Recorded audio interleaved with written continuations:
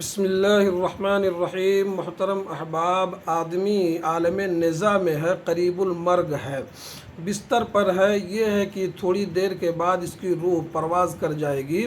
تو ایسی صورت میں جو لوگ وہاں موجود ہوتے ہیں ان کو کیا کرنا چاہیے؟ موجودہ زمانے میں دیکھا جا رہا ہے کہ بہت سارے لوگ قرآن مجید کی تلاوت کرنے لگتے ہیں، خاص طور پر سورہ یاسین کی تلاوت کرتے ہیں۔ حالانکہ سورہ یاسین کی تلاوت کے سلسلے میں جو روایت موجود ہے وہ حدیث صحیح نہیں ہے۔ اس کے سلسلے میں امام نووی رحمۃ اللہ علیہ نے فرمایا کہ وہ حدیث ضعیف ہے، اور امام دارقطنی رحمۃ اللہ علیہ نے کہا کہ نبی کریم صلی اللہ علیہ وسلم سے سورہ یاسین کی تلاوت کے سلسلے میں کوئی صحیح حدیث ثابت نہیں ہے۔ کرنا کیا ہے؟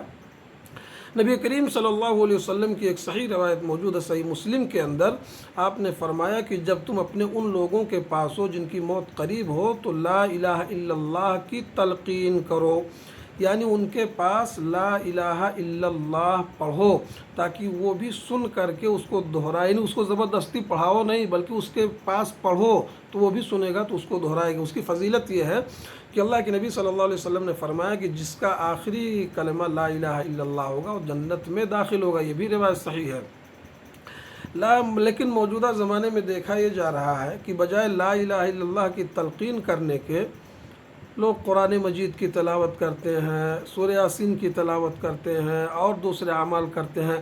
البتہ جب چارپائی اٹھانے کی بات آتی ہے، میت کی چارپائی، تو وہاں بیک زبان ہو کر کے زور زور سے لا الہ الا اللہ پڑھتے ہیں۔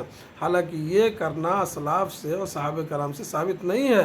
جہاں لا الہ الا اللہ پڑھنا وہاں پڑھتے ہی نہیں ہیں۔ دوسری بات یہ ہے کہ اللہ کے نبی نے فرمایا کہ جب تم میت کے پاس جاؤ تو بھلائی کی بات کو، اس لیے کہ اس پر جب فرشتے آمین کہتے ہیں تو یہ بھی کرنا ہے، یعنی اس کے لیے دعا کرنا، خیر کی بات کرنا۔ اللہ تعالیٰ ہم سب کو عمل کی توفیق دے، آمین۔